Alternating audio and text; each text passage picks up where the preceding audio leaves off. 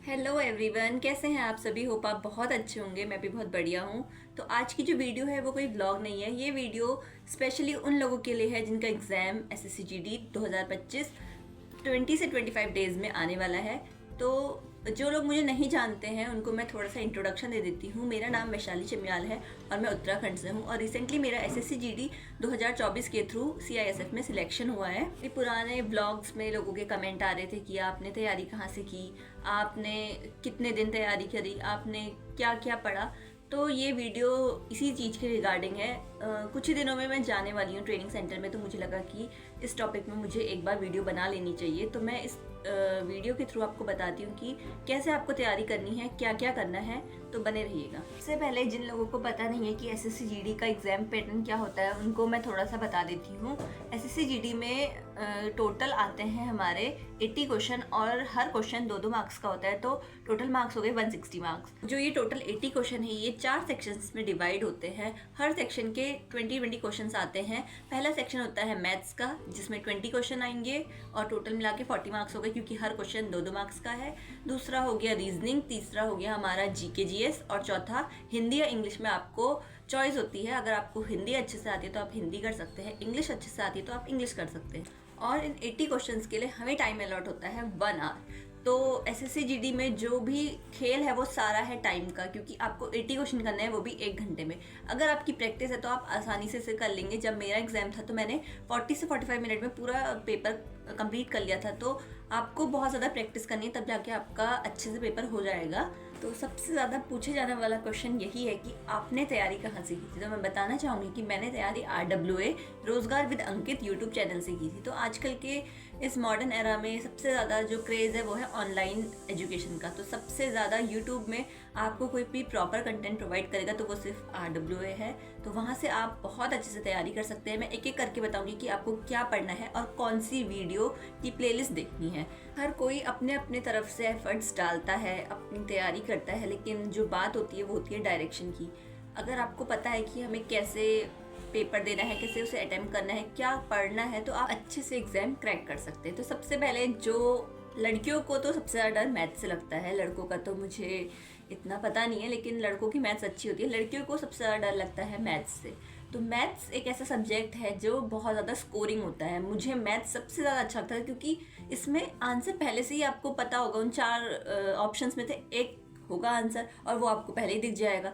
तो लेकिन इसको करने के लिए आपको इसकी सही ट्रिक्स पता होनी चाहिए, सही इसका फॉर्मूला पता होना चाहिए। तो इसके लिए आपको क्या करना है मैं आपको वीडियो में ही दिखा रही हूँ। ये प्लेलिस्ट आपको कवर करनी है। बहुत सारे लोगों ने अभी तक सिलेबस कंप्लीट कर लिया होगा, लेकिन बहुत सारे लोग ऐसे हैं जो मोटिवेट होके अब पढ़ने लग गए हैं। तो उन लोगों के लिए मैं बता रही हूँ कि आपको ये प्लेलिस्ट देखनी है और एकदम पढ़ाई ऐसे करनी है कि बिल्कुल पेशेंस के साथ। ये नहीं कि 2 दिन पढ़ा, 4 दिन पढ़ा, 10 दिन पढ़ा, इसके बाद आपको लग रहा है कि मेरे से नहीं होगा। ऐसा बिल्कुल नहीं होता है। जो लोग बिल्कुल कंसिस्टेंसी से पढ़ते हैं उनका सिलेक्शन ज़रूर होता है। तो आप लोगों को तैयारी जो करनी है वो बिल्कुल कंटिन्यूस करनी है। वैसे भी अब 20-25 दिन बचे हैं, तो इससे अच्छा आप बहुत अच्छे से इसकी तैयारी कीजिए।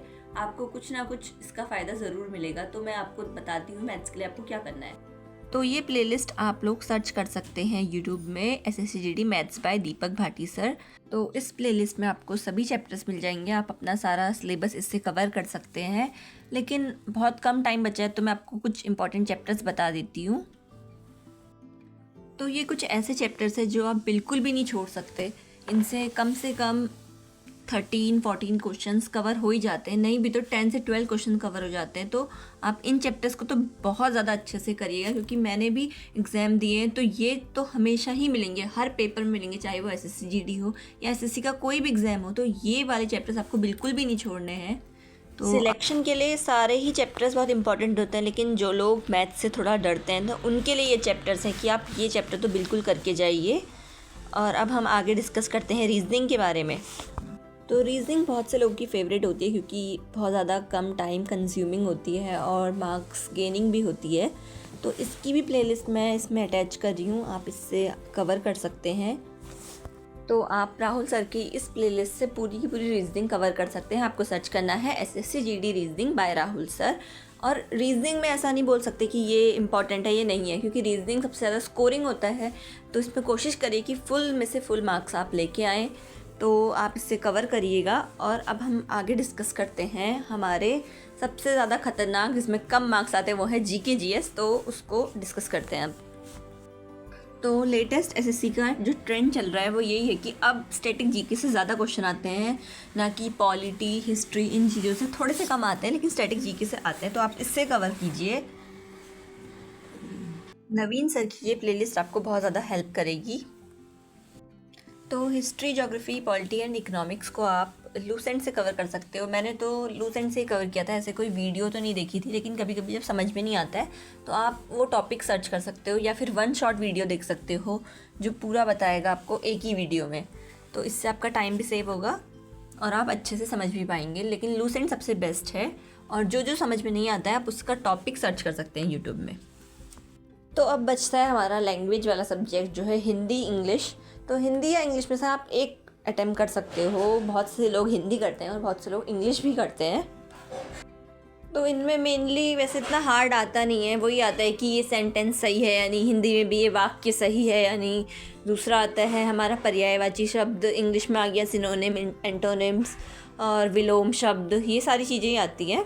और सबसे ज़्यादा 5 मार्क्स का स्कोरिंग वही हो जाता है। हिंदी में जो आता है गद्यांश और इंग्लिश में आता है अनसीन पैसेज। तो उससे 5 क्वेश्चन हम आसानी से पैराग्राफ पढ़ के कर लेते हैं।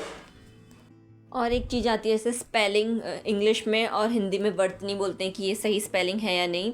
तो हिंदी इंग्लिश के लिए मैं एक वन शॉट वीडियो इसमें डाल देती हूँ, तो इसको देख के आप अपना हिंदी और इंग्लिश का भी क्लियर कर लेना। तो ये सब उन लोगों के लिए था जिनकी तैयारी अभी उतने अच्छे से पूरी नहीं हुई है, और जिन लोगों ने पूरी अच्छे से तैयारी कर ली है वो प्रैक्टिस सेट RWA के ज़रूर लगाएं। तो आप लोगों के लिए मैंने यहाँ पे प्रैक्टिस सेट भी अटैच कर दिए हैं। जिन लोगों की तैयारी पूरी हो गई है वो अपने प्रैक्टिस सेट से ज़रूर प्रैक्टिस करें। तो इनको आप अपने डेली रूटीन में ला सकते हैं, तो आपके अच्छे रिजल्ट्स आएंगे। ये थी वो स्ट्रेटजीज़ जो आप फॉलो कर सकते हैं अपने मार्क्स इंक्रीज़ करने के लिए। इसके साथ साथ आपको एक चीज़ बहुत ज़्यादा इंपॉर्टेंट है, वो है मॉक टेस्ट। तो मॉक टेस्ट आपको ज़रूर प्रैक्टिस करनी चाहिए, क्योंकि ये आपको मेंटली प्रिपेयर करते हैं कि जब आप एग्ज़ाम देंगे तो आपका कैसा अटेम्प्ट करने का तरीका है। तो सबसे ज़्यादा इंपॉर्टेंट होते हैं मॉक टेस्ट, क्योंकि इससे आपकी पूरी तैयारी हो जाती है। आपको आपके मार्क्स पता चलते हैं कि आप 160 में से कितना स्कोर कर पा रहे हैं। तो आप मॉक टेस्ट ज़रूर प्रैक्टिस कीजिएगा। लेकिन बहुत लोग का डाउट होता है कि हम लोग कहाँ से प्रैक्टिस करें।